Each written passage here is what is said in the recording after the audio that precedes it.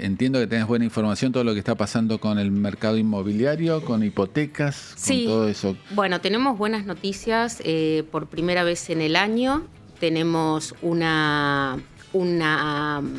número en junio del 2026 mejor al junio del 2025. Es la primera vez que se está dando las comparaciones interanuales. Vos sabés que el Colegio de Escribanos lleva los números de las escrituras de compraventa en la Ciudad de Buenos Aires. Junio del 2026 estamos con 5.990 y viene un crecimiento en este primer semestre de crecimiento constante, paulatino. No es un crecimiento serrucho, no tenés picos y bajas, sino que tenés un aumento leve pero constante, y eso nos da una muy buena perspectiva, nos habla de un buen junio y de un primer semestre comparativo al primer semestre del 2025 con números positivos.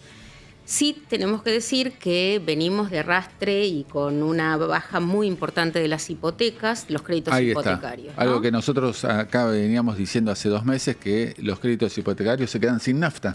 Totalmente, y la gente se queda sin recursos propios para salir a comprar viviendas, porque lo que estamos viendo que en estas 5.990 escrituras, yo sé que a veces los números son fríos, pero sí son un buen termómetro para que lo veamos, estamos hablando de solamente 465 escrituras con hipoteca.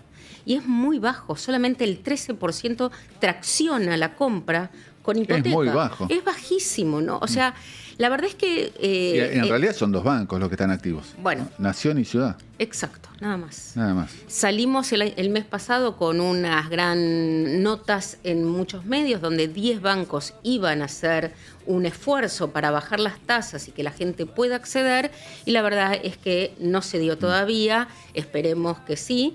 Y estos números de los que estamos hablando, donde estamos con solamente un 13% apalancados por hipotecas bancarias, nos reflejan 2 cosas. Primero, importante, como te dije recién, la gente sale a comprar su vivienda o las viviendas con fondos propios. Y la segunda, que es una buena noticia, es que tenemos mucho por crecer. Porque si estamos tan bajos, no quiero ser optimista, pero no quiero ser tontamente optimista, sí optimista, pero la verdad es que se nos hace un gran panorama para tener buenas herramientas de financiación. Y Valeria, ¿qué número había sido yo creo que debe haber sido en los 90 o quizás a principios de los 2000? ¿Cuánto fue el máximo de hipotecas, de escrituras por mes? Bueno, a ver, te quiero decir algo. Una cosa que recién estaba recordando es que el boom de los créditos hipotecarios no fue en el 90. ¿Cuándo fue? En el 2018 con los créditos UBA. Ah, mira. Es increíble, ¿no? Y no fue hace tanto tiempo, fue antes de la pandemia. Las escrituras máximas, este es un muy buen año tomando en cuenta los últimos 30 años de escrituras. Tuvimos picos en el 98 de 10.000 escrituras y tuvimos un piso de 1.400 en el ASPO, en la pandemia. Estamos entonces en 6.000, somos optimistas, vuelvo a ver, y no tontamente optimistas, en pensar que esto va a dar. La realidad es que, Willy, si tenemos que hablar de lo que nos espera, nosotros bregamos porque los bancos nos hagan acceder a la gente a créditos más accesibles y a más largo plazo. No hay crédito sostenible a corto plazo. Obviamente. Ahora, ya te habilitó, Santi, el número que me dijiste de la gestión en el 2018, durante la gestión Macri, con UBA, ¿cuánto fue el máximo ahí? En hipotecas... en general, de escrituras. No, lo que pasa es que, claro, el arrastre de hipotecas con compraventa, vos pensás que hay mucho...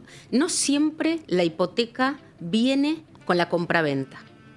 ¿Okay? Sí, obviamente. A veces porque yo necesito dinero para hacer un negocio y también puedo acceder. Exacto, hipoteco alguna propiedad, ni siquiera a veces la vivienda. Sí, por eso yo quería el número de escrituras global. Y tenés en el 2018 algo así como 7.000. Ah, ok. Sí. Entonces en los No 90 estamos fue el tan- mayor de escrituras, digamos. lo que pasa es que nosotros hablamos de compraventas por un lado y de hipotecas por el No, otro. yo digo escrituras. Escrituras compraventa. en general tengo que hacer la suma y no quiero mentirte en este momento porque sería muy irresponsable de mi parte, pero sí te puedo decir estos picos de los que estamos hablando. Ah, ok. Acá ahí dice Silvana que en este número que estás dando debe estar mi hermana.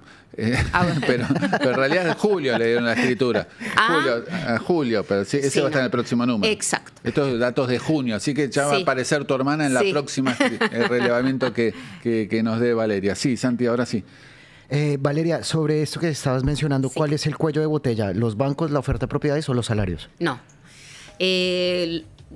No quiero ganarme enemigos en el sistema bancario, pero sí, claro, es el banco. Vos pensá también que lo que tenemos es que es un buen momento donde tenés mucha oferta de inmuebles, no solamente usados, sino que también en construcción, ¿sí? Los que se llaman de pozo. Por un lado tenemos esa situación.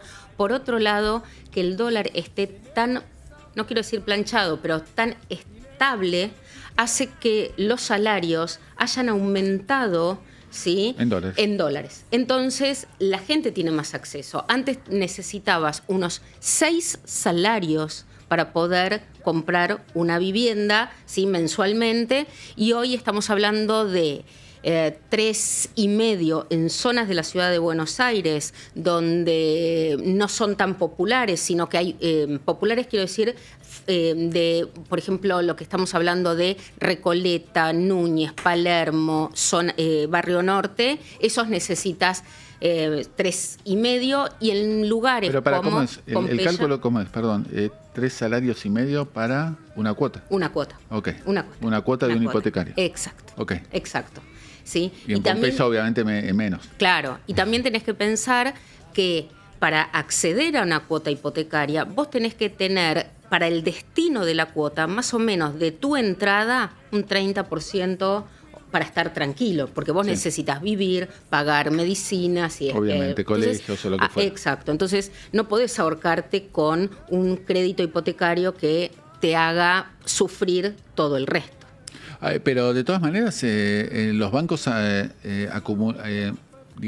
diseñaron mecanismos que son bastante interesantes, como la cogarantía a los que toman el crédito hipotecario, que me parece bastante lógico. Si mi hija quiere comprarse un departamento con crédito hipotecario, no, obviamente por el salario no le da, tiene 25, 24, no le da para la cuota, puede incorporar a los padres como codeudores.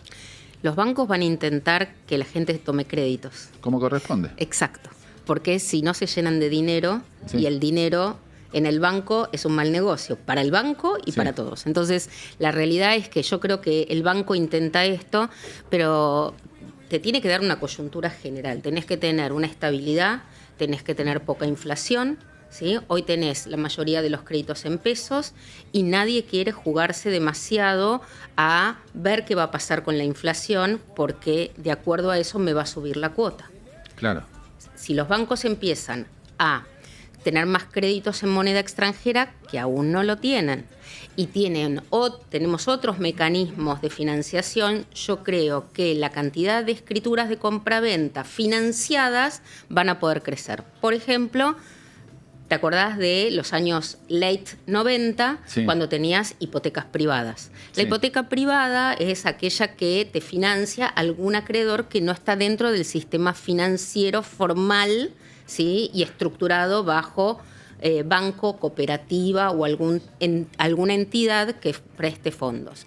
Eso se daba mucho en los últimos 90, ¿sí? Desde la mitad de los 90 en adelante teníamos tremenda cantidad de hipotecas privadas, y también otro tipo de financiación que tenés es la que el propio vendedor te da.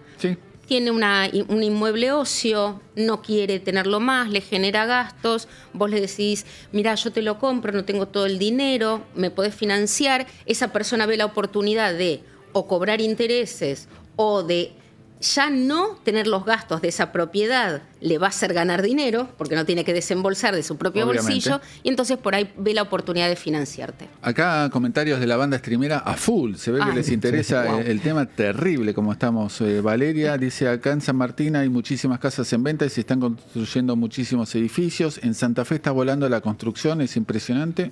Mirá qué bien.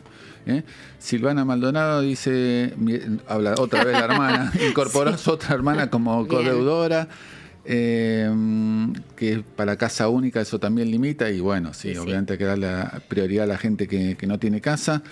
Acá venía una pregunta, a ver qué opinas, Valeria. ¿Qué conviene más hablando en Buenos Aires? ¿Departamento en Cava o alguna propiedad en una ciudad cercana y más barata te va a salir en una... ¿no? Sí, a ver, no hay una fórmula única, creo. Es gusto del consumidor. Y no solamente eso, sino que la persona que trabaja en Capital o en la ciudad de Buenos Aires, tal vez vivir un poco más alejado le genera muchos gastos mensuales. Ya no estoy hablando como escribana, me parece. No, pero bienvenido. Pero así. Sí, la idea es esta, un poco ver esto. Con relación a lo que hablan tus seguidores con relación a el interior, déjame que te diga que hay un crecimiento muy grande en las provincias, esto no hay dudas. Bueno, fruto de las economías, digamos, regionales que están mejor que lo que está pasando acá en Cabo Conurbano, mejor dicho, AMBA. Sí, hace poco estábamos hablando con otro medio sobre lo que está pasando en San Juan. ¿Con otro medio? Sí, con otro ¿Con quién medio. nos engañás? No, con Radio La Ciudad, que son amorosos. Pero bueno, también hago un reporte de las escrituras, pero bueno, acá me encanta venir, así que soy una salamera, como diría mi abuela. ¿Cómo nos seducen, Santi? La quieren arreglar. Sí.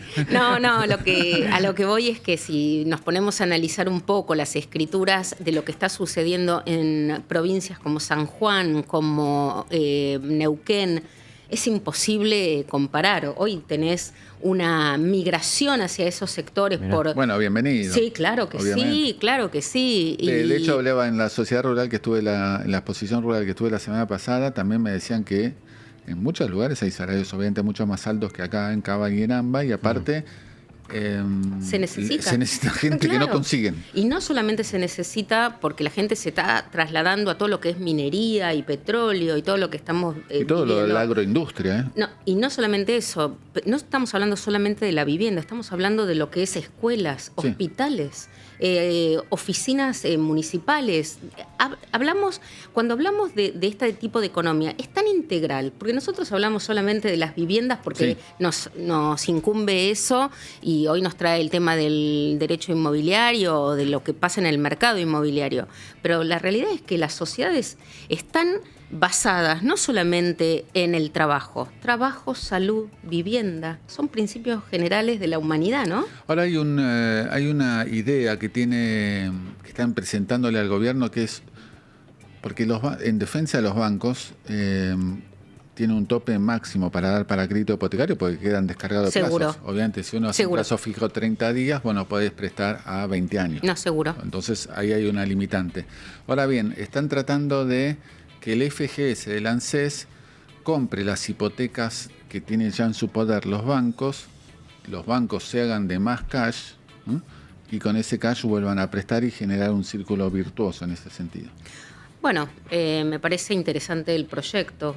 Sí, tenemos que ver... A ver cómo funcionan los detalles, y que el ANSES etcétera. Tampoco se quede el ANSES desprovisto de fondos propios, ¿no? Cuando hace este tipo de digamos, el análisis que uno hace es, para que te des una idea, el FGS del ANSES tiene 65.000 millones de dólares, pero tiene acciones de empresas.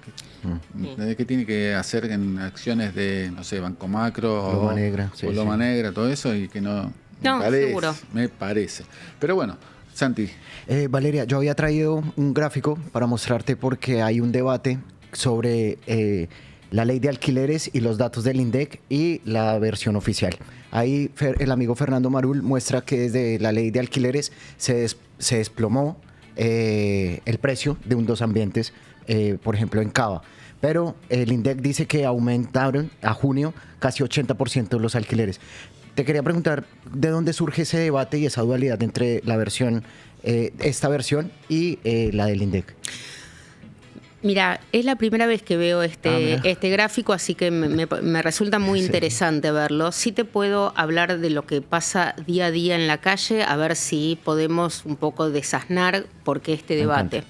Tenemos que tener en cuenta que en el 2023, ¿sí?, las propiedades bajaron mucho. No bajaron mucho de precio, mantuvieron un precio que estaba acompañado de lo que creía el vendedor que valía su propiedad, que no es lo mismo que la realidad. ¿Sí? Hay una brecha ahí. Tremenda. Todo lo que yo tengo vale un montón y si te lo quiero vender vale un montón y vos crees que vas a pagar mucho siempre por lo que yo tengo. Entonces pasa con viviendas y con autos. Sí. Entonces, ahí tenemos una diferencia que hay que acortar. Entonces, durante el 2023 y el 2024, principios del 2024, los vendedores retenían sus propiedades y tenías mucha oferta para alquilar. Pero ¿qué era lo que sucedía en la realidad? Es que teníamos una ley de alquileres muy poco propicia para el propietario, porque se estancaba en un precio, porque no podías aumentar, porque no podías rescindir. Entonces los propietarios se volcaron a los alquileres de plataformas digitales y tenías mucho en una plataforma muy famosa. Airbnb. Exactamente. Entonces, ¿qué es lo que sucedía con el inquilino? Se encontraba que lo que tenía de oferta era muy poco, subían mucho los precios, porque los titulares de dominio, o sea, los dueños se volcaban a estas plataformas. Con la modificación de la ley de alquileres, eso se liberó, se descomprimió y te diría que el 80% de las propiedades de esa plataforma salieron de la plataforma para irse al contrato de alquiler tradicional. Que tiene un ingreso fijo mensual y listo. No le cambia todo el tiempo, no tiene que atender al visitante, no tiene que hacerle un montón de gastos que eran propios del vendedor. Y se volcó de nuevo al alquiler. Es un buen punto. Es un muy buen punto. Valeria, costos porque muchas veces a la hora de hacer una compraventa de una propiedad siempre se fija mucho en los costos de la transacción. A veces la ligan ustedes. Sí. No sé si justo o injustamente, no tengo idea de los porcentajes. Sí. Pero lo que sí sé, estoy seguro que la voracidad fiscal llega ahí como nunca. Y me parece que ahí la ligás también, de rebote la ligan ustedes. Sí. Pero ¿nos podés contar en Cava lo que es la voracidad fiscal y lo que hay de manotazo a las operaciones? Tremendo. No quiero hablar de números porque me parece antipático, me parece poco responsable y me parece hasta incluso incómodo hablar de lo que es una factura, una proforma de los escribanos, pero sí te quiero... De los impuestos. Sí, los impuestos son tremendos.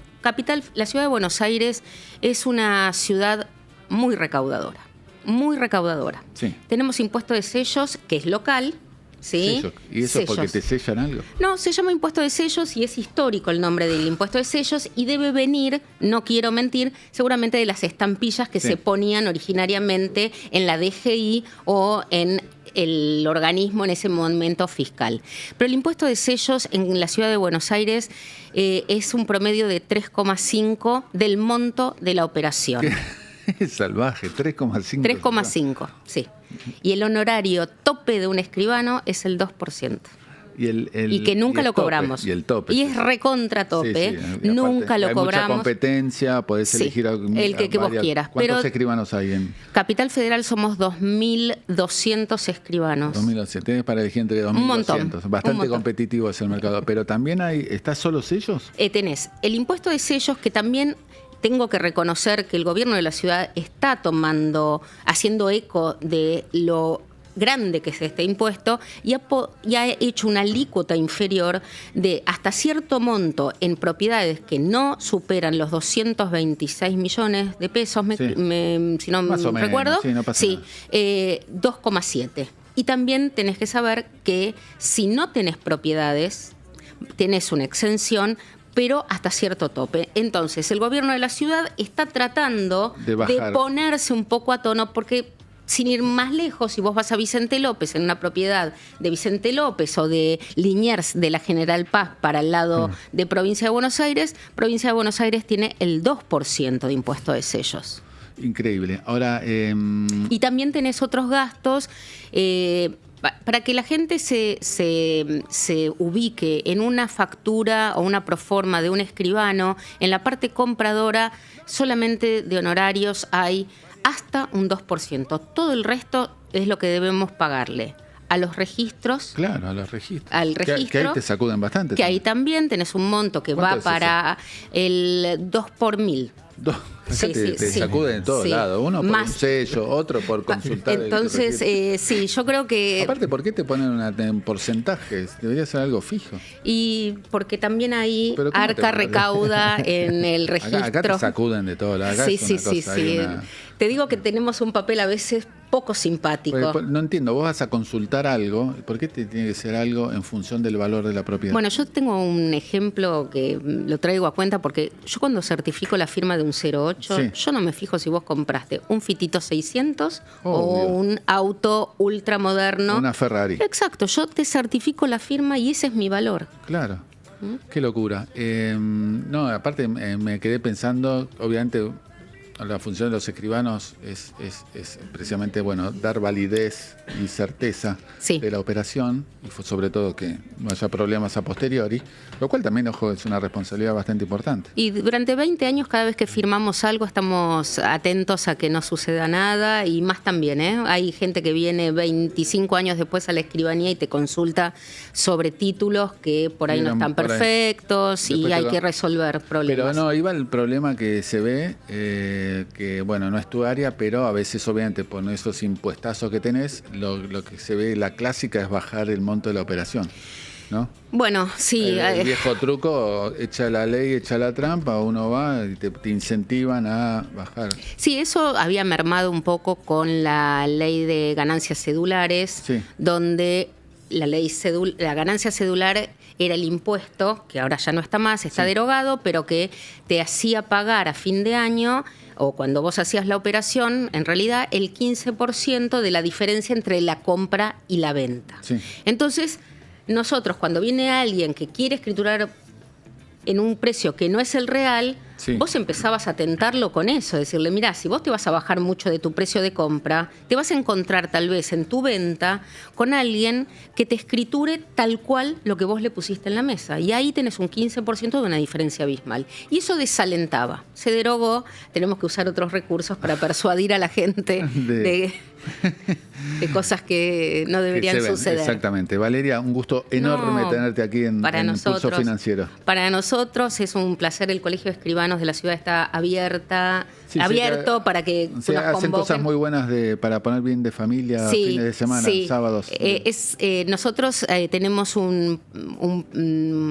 lo que se llama Cuidá lo Tuyo, que empezó hace 17 años, donde en la Ciudad de Buenos Aires convocamos a los vecinos en determinadas fechas para que puedan venir a afectar a la protección a la vivienda. Eso con los años se ha ampliado, hacemos charlas y ahora asesoramiento general. Este año que cumplimos 160 años, que para mí es un orgullo enorme. 160 años tenemos de colegiados. ¿Sí? De colegiación obligatoria. Existimos desde la época de los faraones, los escribanos. Estamos hablando de 1826. Sí, claro. Wow. Hermosos cumpleaños de los 160, entonces estamos haciendo 4 ediciones, ya hicimos 2, la verdad que es un placer ayudar a la comunidad y si nos convocan próximo a las fechas les contaremos sobre qué temas hablamos. Obviamente. Así seguramente. Que un placer haber estado con ustedes. Saludos a todos los amigos.